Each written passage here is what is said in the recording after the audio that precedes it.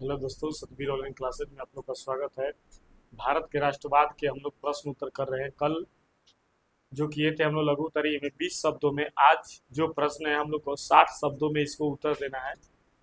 जो पहला नंबर प्रश्न दिया है कि असहयोग आंदोलन, पहला नंबर इसमें प्रश्न दिया है कि असहयोग आंदोलन का प्रथम जन आंदोलन था कैसे। क्योंकि असहयोग आंदोलन जो हुआ था बाबू 1920 में हुआ था। असहयोग आंदोलन गांधी जी ने वापस भी लिया था, क्योंकि उत्तर प्रदेश के बलिया जिला में चौरा चौरी हत्याकांड के चलते उसमें 20 पुलिसकर्मियों को जिंदा जला दिया गया था, जिसमें गांधी जी इसके खिलाफ थे और इसके चलते गांधी जी ने असहयोग आंदोलन वापस ले लिए थे। लेकिन हम लोग का यहाँ पर प्रश्न है कि असहयोग आंदोलन का, तो देखिए असहयोग आंदोलन महात्मा गांधी के द्वारा 1920 ईस्वी में शुरू किया गया था।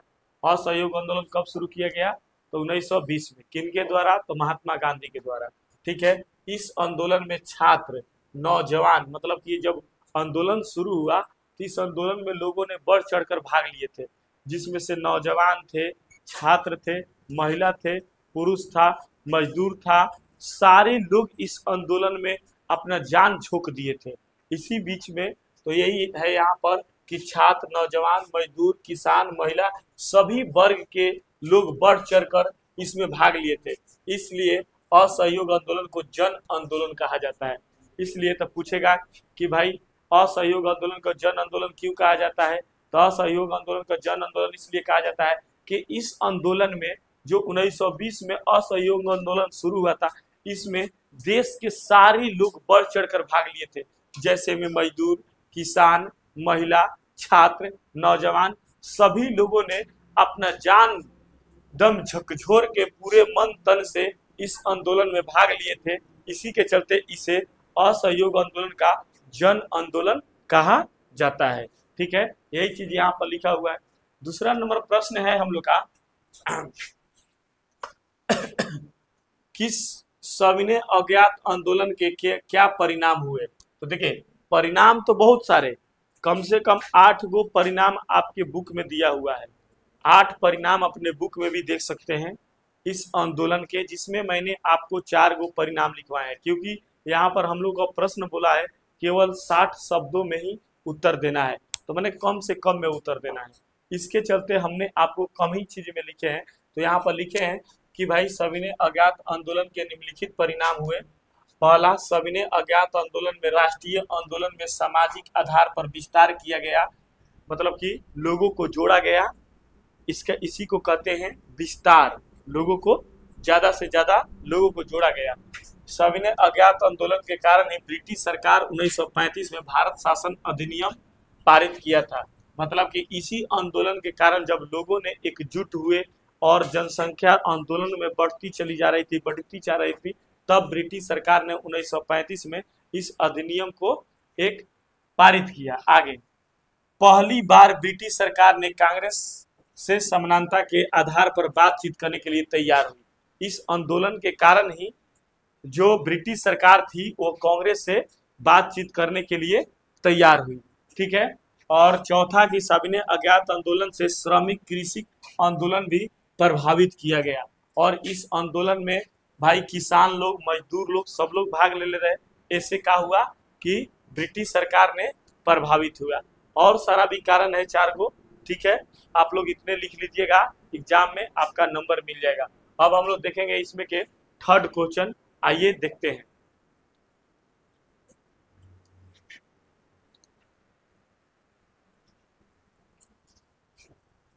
तीसरा नंबर प्रश्न दिया हुआ है कि भारतीय राष्ट्रीय कांग्रेस की स्थापना किन परिस्थितियों में हुई थी?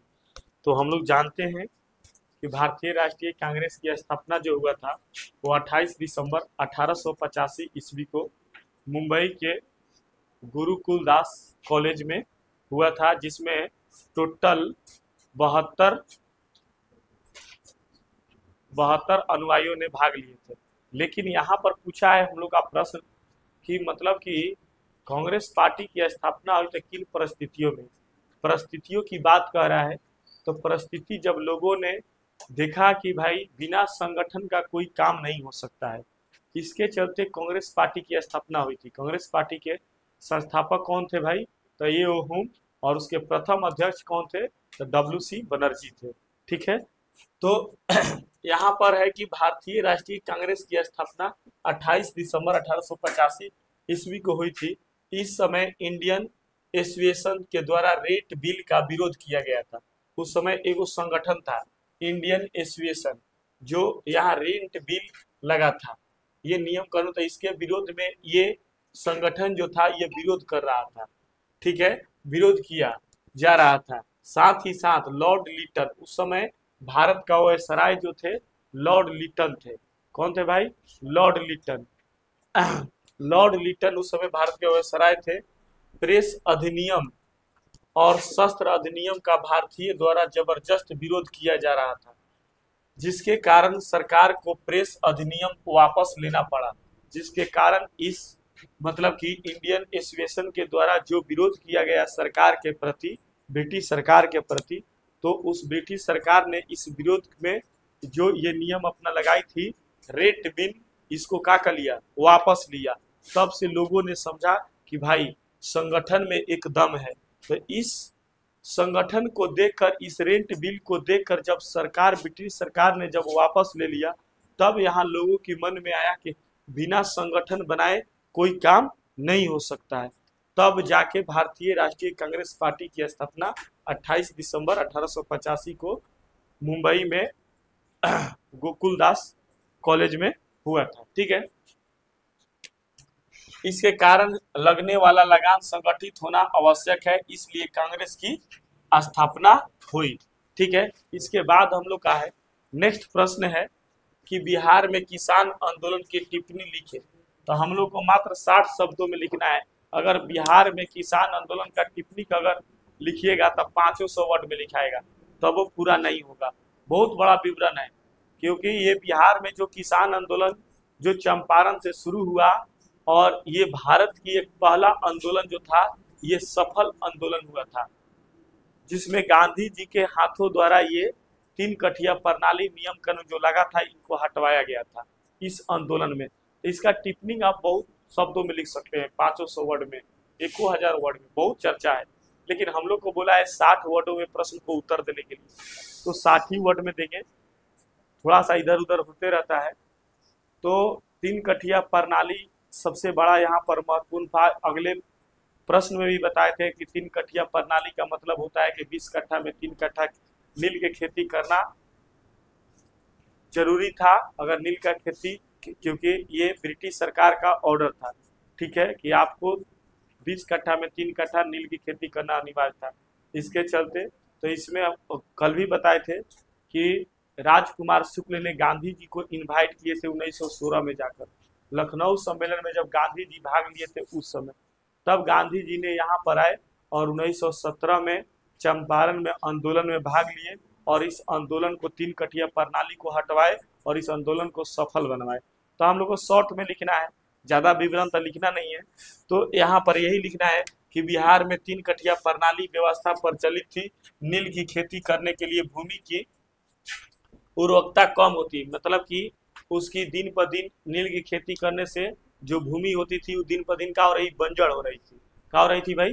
बंजर, मतलब कि उसमें दूसरा फसल आप उपजा नहीं सकते हैं, होती जा रही थी। बागानी मालिक मनमानी कीमत पर खरीदारी करते थे। बाजार में नील की मांग घट गई तो बागान मालिक किसानों से अधिक लगान का मांग करने लगे। चंपारण के राजकुमार शुक्ल के आग्रह पर, ये राजकुमार शुक्ल गए थे भाई गांधी जी को बुलाने, इनवाइट करने, कहा? लखनऊ में। तो वही लिखे राजकुमार शुक्ल के आग्रह पर गांधी जी ने 1917 में चंपारण पहुंचे और किसानों के 3 कठिया प्रणाली से मुक्ति दिलवाए। इसी को ही चंपारण सत्याग्रह भी कहा जाता है। अब इसके बाद हम लोग का इसमें 60 वर्ड वाला में एक और प्रश्न है, जो आइए हम लोग देखते हैं।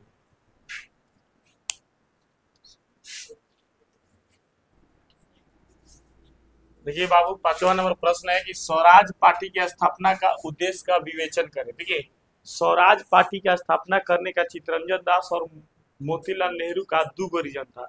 एक तो रीजन था कि गांधी जी उस समय 1922 में चौरा चौरी हत्याकांड के चलते जो असहयोग आंदोलन वापस ले लिए थे। तो इन लोगों ने सोचा, चित्तरंजन दास और मोतीलाल नेहरू ने, कि लोगों की इतना संगठन का हुजूम जुटा हुआ है, ये सारे संगठन फिर बिखराव हो जाएगा। इसके चलते लोगों को एकजुट रहने के लिए इन लोगों ने तत्काल एक पार्टी की स्थापना कर दी, जो पार्टी का नाम था स्वराज पार्टी। ठीक है, जिस पार्टी का नाम था स्वराज पार्टी। और दूसरा रीजन था कि भाई स्वराज पार्टी का कि गया अधिवेशन में चित्तरंजन दास और मोतीलाल नेहरू के विभिन्न निर्वाचनों में भाग लेकर व्यवसायिक सभाओं एवं सार्वजनिक संस्थाओं में प्रवेश कर सरकार के कामकाज में अवरोध पैदा करने का प्रस्ताव लाया, परंतु यह प्रस्ताव पारित नहीं हो पाया। मतलब अवरोध का मतलब विरोध करना। ठीक है, इसलिए चित्तरंजन दास और मोतीलाल नेहरू ने स्वराज पार्टी की स्थापना की। स्वराज पार्टी की उद्देश्य था अंग्रेजों द्वारा चलाई गई सरकारी परंपराओं का अंत करना। पूछेगा स्वराज पार्टी के भाई उद्देश्य क्या रहे, तो एक भाई जो अंग्रेज चलावत रहन सा ओकर परंपरा के अंत कराना था। इस तरह से हम लोग का ये 5 तक प्रश्न हो गया। अब इसके बाद जो है हम लोग का दीर्घ उत्तरीय प्रश्न है, जो 150 शब्दों में उत्तर देना है, जो आप लोग को बाबू नेक्स्ट वीडियो के माध्यम से मिलेगा। तब तक के लिए इस क्लास यहीं पर खत्म होता है। जय हिंद, जय भारत।